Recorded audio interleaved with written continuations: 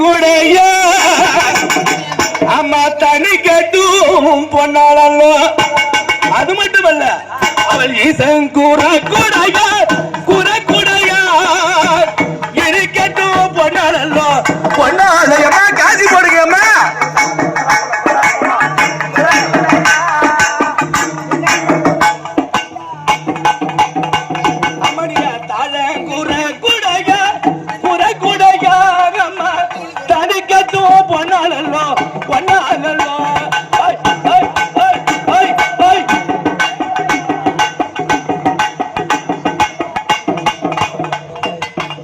அந்த காசி வாங்கிட்டு வா. கூடையில வாங்கிக்கம்மா, கையில கொடுக்காத. கூடையில வாங்கினவா அம்மா. அந்த கூடையில காசி போட்ட குழந்தை இல்லாதவருக்கு குழந்தை பாக்கியம். யாருக்கு? குழந்தை இல்லாதவருக்கு குழந்தை பாக்கியம். இரண்டாவது, கல்யாணம் ஆகாதவங்களுக்கு மாங்கல்ல பிச்சை. ஒரு உடம்பு சரியில்லைன்னா எங்க அம்மாவுக்கு போட்டு விபதி இட்டினா அந்த கஷ்டம் எல்லாம் அப்படியே காத்தாகவே பறக்கும் இந்த பக்கம்.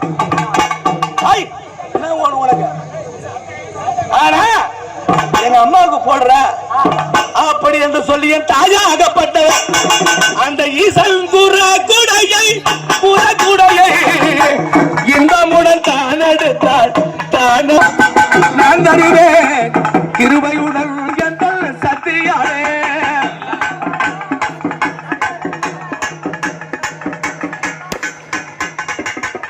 இப்படி வாயம்மா, இப்படி வாயம்மா. வருவாங்க அம்மா. அம்மா பார்த்தா குறத்தி நல்ல பார்க்க கண் எதை வேணாலும் பேசலாம் நம்ம. ஆனா எங்க அம்மா கிட்ட மட்டும் பேசக்கூடாது. நமக்கு பெரியவங்க சொல்லுவாங்க 3 நாள் வாழ்க்கை, ஆனா 1 நாள் வாழ்க்கையிலே கிளப்பிடுவோம் நம்மள.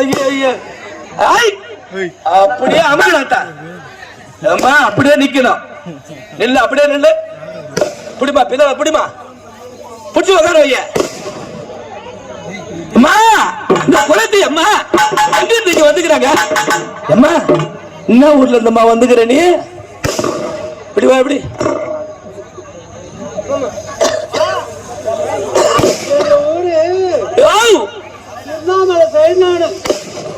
தம்பி திருவண்ணாமலை. தம்பி திருவண்ணாமலை சைடா.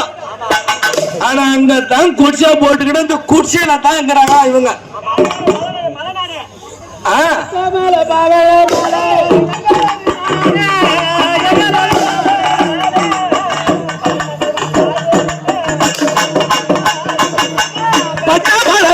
மலை எங்களது நாடு சாமி, எங்களது நாடு பரந்தாமன் படுமலை தேசமய தேசம்.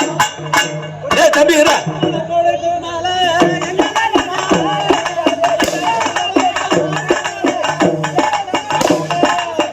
குச்சி மல குரகு மலை எங்களது நாடு ஐயா, எங்களது நாடு குமரேசன் படுமலை தேசமய தேசம்.